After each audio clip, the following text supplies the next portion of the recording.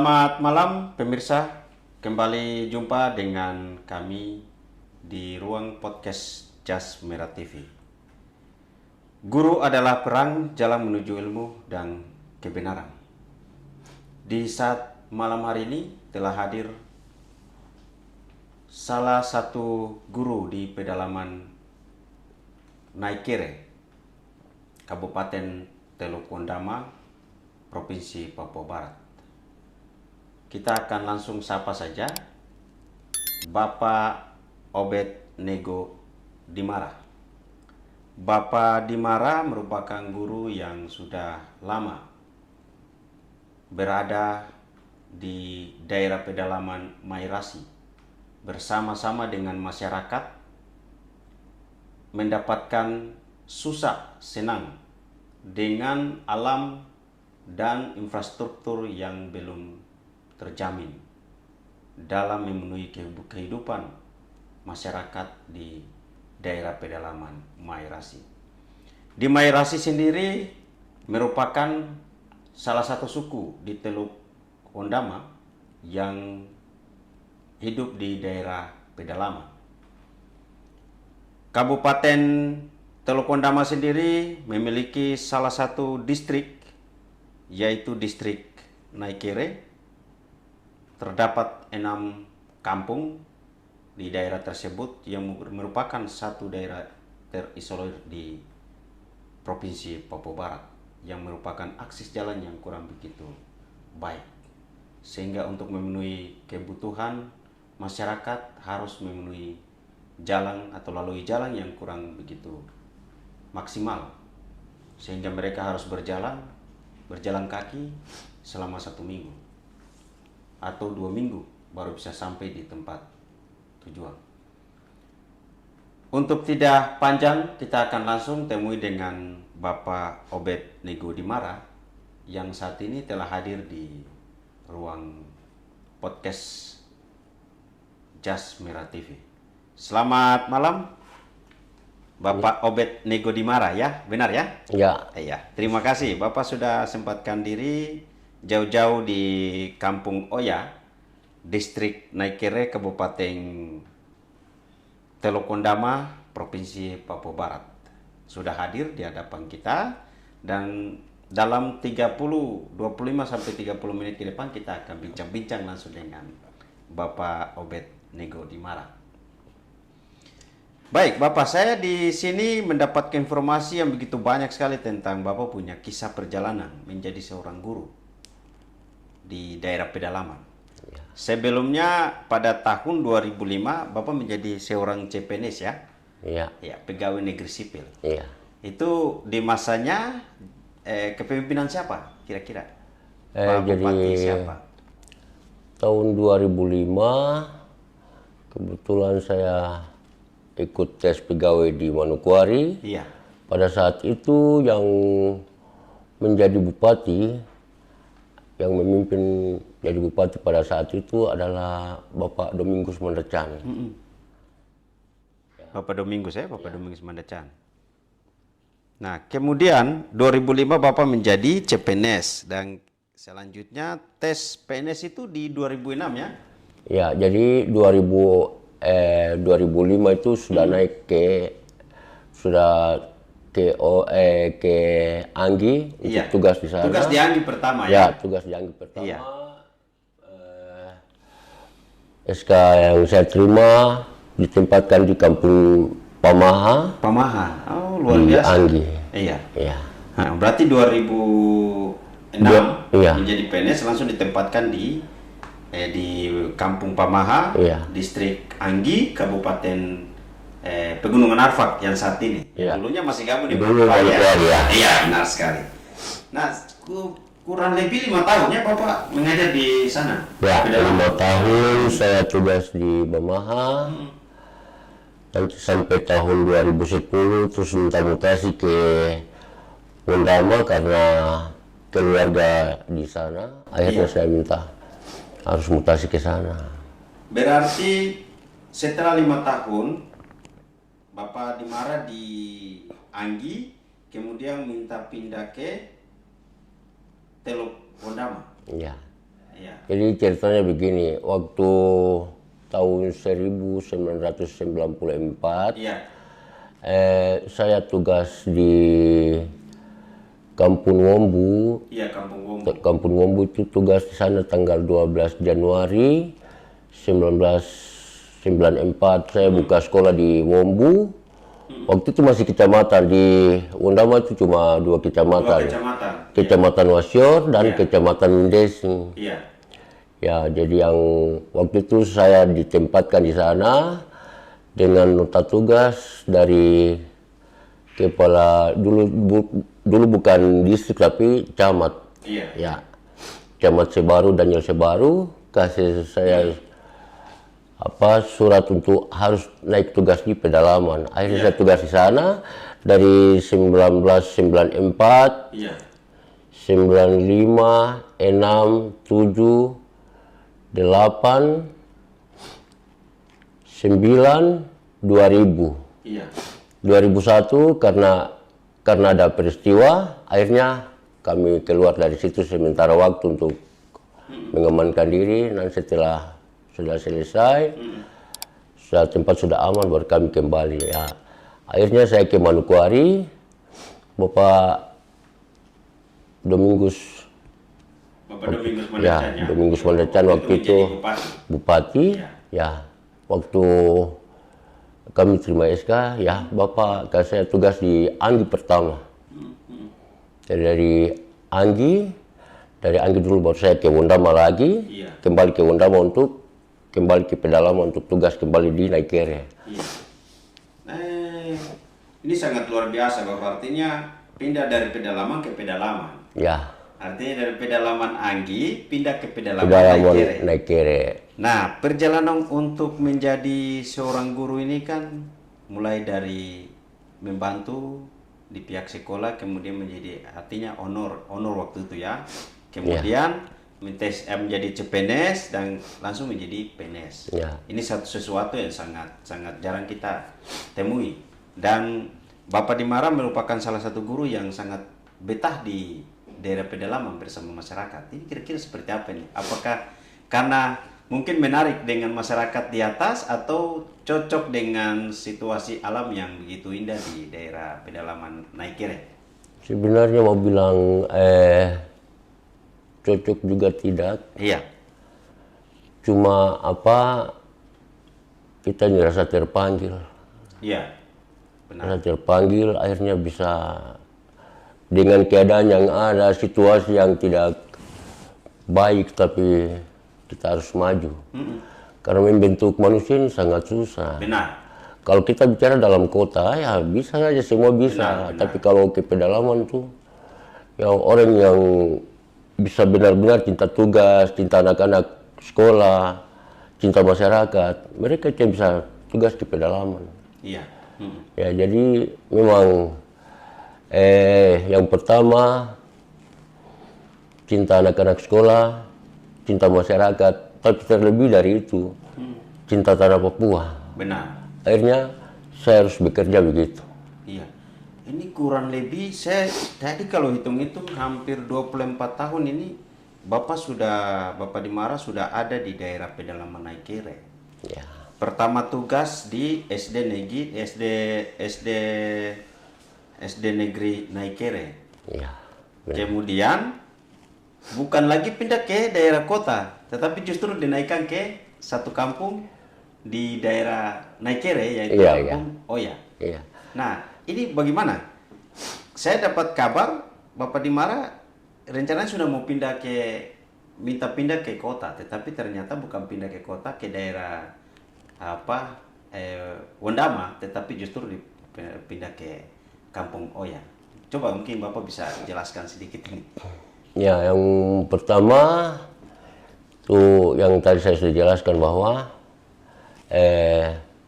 cinta masyarakat yang punya tempat itu, terus cinta anak-anak didik, terus cinta tugas, terlebih dari itu cinta umat yang ada di tanah ini. Iya. Jadi pekerjaan tugas guru ini, tetapi kami punya tugas di gereja juga ada. Iya, benar. Jadi pelayanan seperti sekolah minggu, pelayanan di jemaat, Jemaat, ya. tetapi tidak terlepas dari pelayanan untuk pemerintah kampung. Iya. Karena kalau pemerintah kampung ya rata-rata masyarakat di sana belum bisa baca tulis. Iya. Akhirnya kami bisa bantu Bapak Kepala Kampung untuk memberikan pandangan, kasih pikiran-pikiran yang baik untuk mereka. Terus mungkin ada surat-surat yang penting mungkin yang perlu diurus ke kecamatan, kami bantu untuk buat lagi. Baik, Bapak Dimara, mungkin saya sedikit mendalami untuk perjalanan Bapak Dimara ini dari Anggi sampai ke Naikere, dan kemudian saat ini berada di Kampung Oya, Kabupaten Teluk Wondama. Baik, Bapak Dimara, kita akan mendengar sendiri langsung dari Bapak terkait dengan bagaimana perjalanan Bapak dari pindah sekolah, dari ditugaskan dari Naikere dan kemudian pindah sampai ke Kampung Oya di salah satu SD yang ada di pedalaman di Kampung Oya. Nah, tetapi sebelumnya saya ingin tahu dulu, Bapak kira-kira perjalanan di Kampung Naikere sampai naik ke Kampung Oya itu dia berapa lama? Mungkin Bapak bisa jelaskan dulu, ceritakan kisah yang Bapak dapat selama 24 tahun, kurang lebih 24 tahun di daerah pedalaman tersebut. Silakan Bapak. Ya, jadi tadi tanya tentang perjalanan, saya pikir bahwa perjalanan ke Naikere itu dari Naikere ke Oya itu perjalanan yang sangat sulit untuk kita hadapi. Di perjalanan dari Naikere sampai ke Oya, kalau diukur dengan yang orang-orang yang sudah biasa jalan, macam masyarakat yang ada di sana, kalau mereka jalan kan 3 hari dalam perjalanan. Itu dalam 3 hari ini kecuali jalan kosong. Nah, itu baru bisa dapat 3 hari ini dalam perjalanan sampai tiba di Oya. Tapi kalau jalan dengan beban, jalan dengan baran-baran, ya jalan pikul baran ke sana itu butuh waktu yang lama. Itu kalau barang banyak bisa kita jalan sampai 1 minggu. Karena nanti kita pikul dari tempat persinggahan yang pertama ini ke yang kedua, setelah itu dari yang kedua ke yang ketiga, begitu terus perjalanan dari pindah dari camp yang pertama dengan camp kedua, begitu terus sampai yang camp terakhir terus ke Oya. Jadi perjalanan itu kalau tergantung juga kondisi cuaca. Kalau cuaca, contohnya saya kalau hujan di kepala air, maka kita bisa bukan 1 minggu lagi, bisa kita tinggal di camp yang satu itu bisa tinggal sampai 2 minggu. Karena kalau air kali kalau sudah debit airnya sudah banyak di kali, dia meluap di dataran tuh, dataran Semba. Jadi ada 2 sungai besar di situ, Kasau dengan Semba. Jadi kalau kedua sungai itu sudah meluap, maka dataran itu penuh. Kalau dataran sudah penuh, ya terpaksa kita tinggal, tidak bisa paksa diri. Ya, jadi kalau kita tinggal sampai Bama habis, mau tidak mau kita harus jalan ke Oya untuk melaksanakan tugas. Itu kendala yang kami dapat di jalan, dan sangat berat itu sudah. Karena kalau air sudah naik tinggi, ya belum tentu kami paksa diri untuk jalan, karena semua binatang yang ada di atas tanah ini semua sudah terapung di atas apa itu, di atas air itu, batang-batang kayu, air tergenang itu, batang-batang kayu semua itu sudah, ya binatang apa saja, sampai ular pun tinggal di atas batang kayu. Jadi itu kendala yang sangat berat untuk kami dalam perjalanan itu. Jadi kalau jalan sampai ada teman-teman yang sakit, kami setengah mati. Untuk mau kasih keluar saya setengah mati. Benar. Karena perjalanan kalau ya jalan 1-2 kilo saja ya bisa. Ini jalan berhari-hari, bahkan sampai minggu. Berarti Bapak Dimara, ini kan akses jalan ini apakah sudah dibuka untuk masyarakat bisa lewat dengan mobil, atau masih tetap menggunakan jalan, artinya mengandalkan otot atau fisik untuk bisa lalui gunung, lembah, masuk sampai di kali, lewat muara, ikut bandaran kayu, di bawah pohon-pohon yang begitu lebat, sampai bahkan bisa bermalam di camp 1, camp 2 sampai camp 3 dan sampai di Kampung Oya.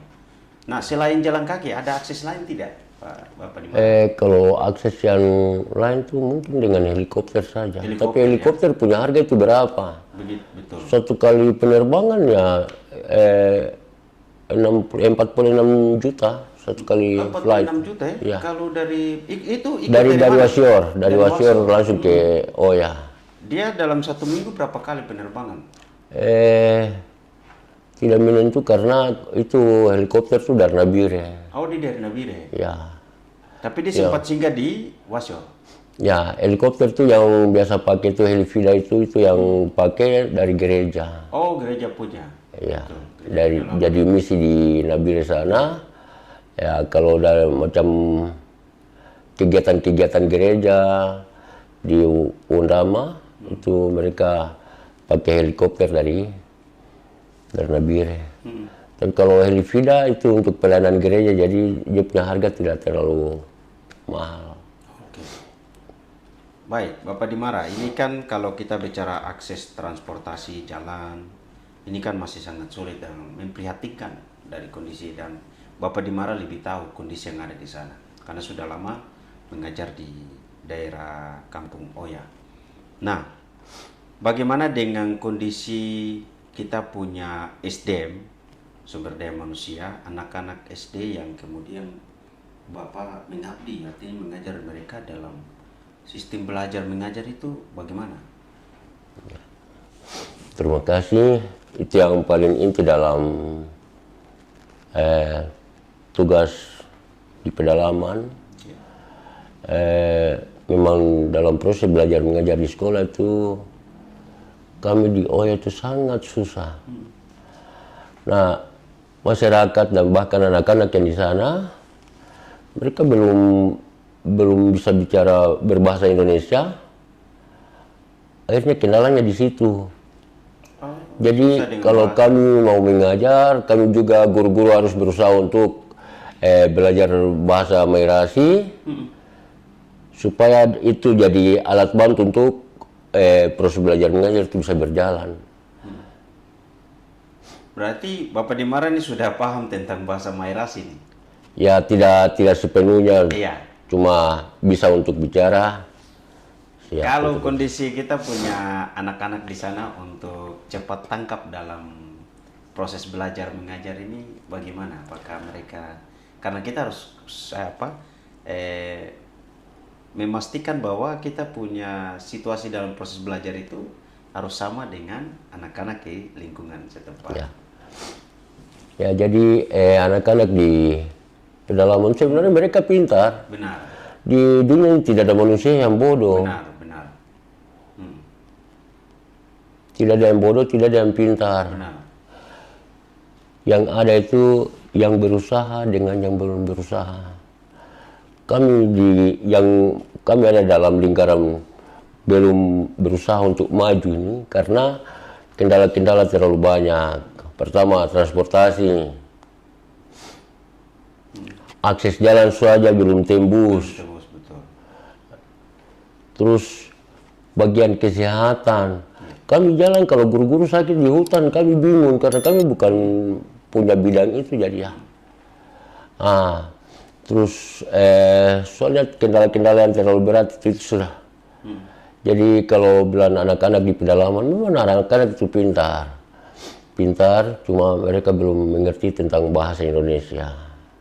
Itu kendalanya di situ, yang paling berat. Baik, Bapak Dimara, saya mendapat kabar Bapak ini bukan saja sebagai seorang guru, tetapi ternyata di balik itu Bapak ini adalah salah satu orang yang kemudian ya kita bisa bilang bisa menjadi seorang mantri yang bisa membantu masyarakat ketika mereka dalam kondisi darurat kesehatan. Bapak mungkin bisa jelaskan sendiri kira-kira seperti apa ini? Ya, kami tugas di pedalaman, kami punya tugas tuh ganda. Jadi sebenarnya kami tidak memiliki ilmu itu, tetapi kami datang kemari tugas di tengah masyarakat.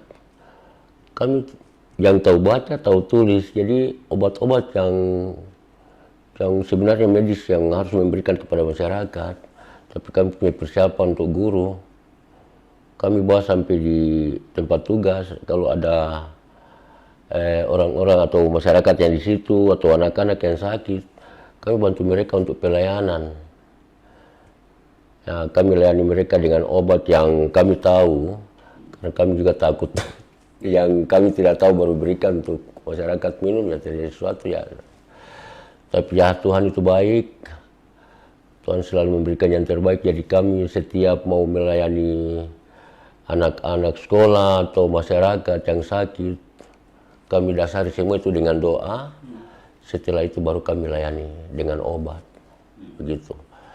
Jadi banyak yang kami buat di sana, yang masyarakat yang dapat gigit dengan babi.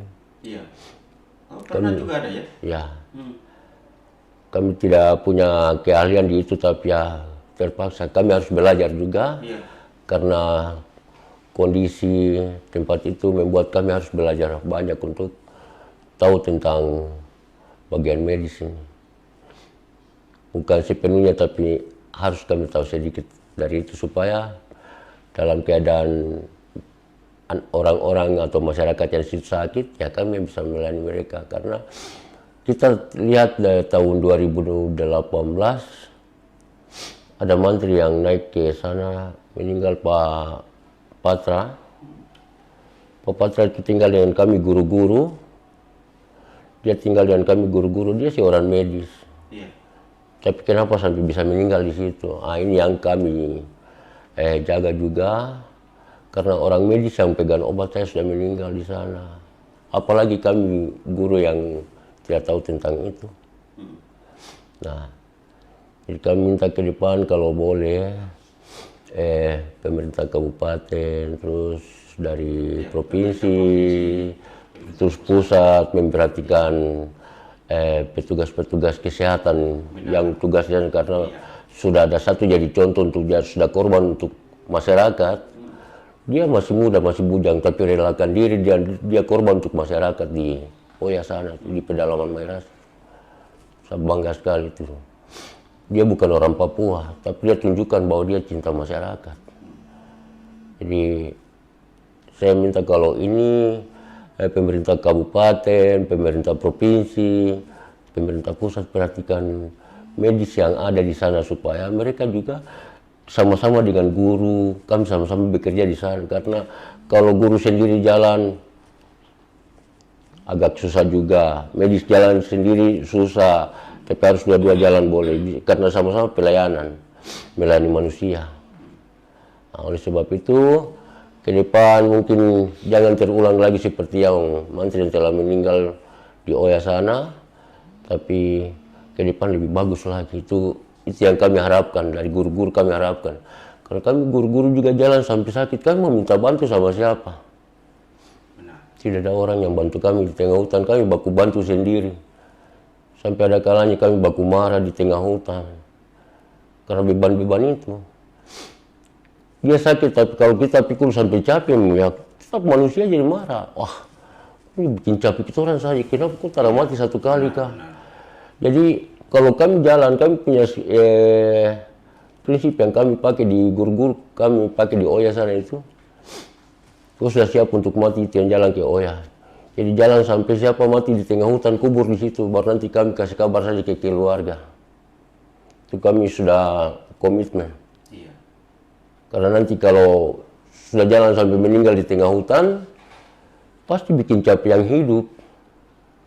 Jadi biar mau tidak mau harus tanam di situ dan yang hidup nanti pulang. pulang baru sampaikan ke keluarga. Sampaikan ke keluarga. Wah, ini sangat sadis juga nih sebenarnya. Dan itu kami sudah guru-guru di Oya itu kami sudah komitmen begitu. Benar. Jadi siapa yang mau ikut kami ya siap mental dulu. Benar. Mental dan fisik. Mental, fisik, dan iman. Benar. Tiga ini harus sama-sama ada. Punya mental bagus, tapi kalau fisik tidak bagus, jangan ikut. Apalagi iman. Kalau iman belum siap, jangan naik ke Oya. karena nanti dapat kendala yang sangat berat. Karena tantangan yang sangat berat nanti hadapi di sana. Dalam perjalanannya? Ya, dalam perjalanan sampai tiba di kampung Oya juga tantangan ada. Oke.